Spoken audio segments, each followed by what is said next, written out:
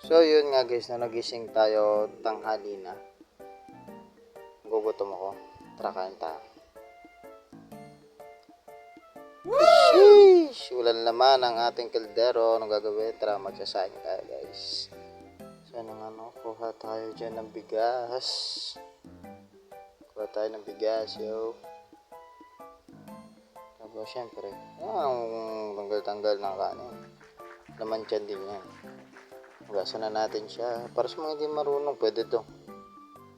Tututo kayo kung paano magsaing. Alam kong parang nonsense, pero meron dyan mga hindi para marunong magsaing. Kahit malalaki na.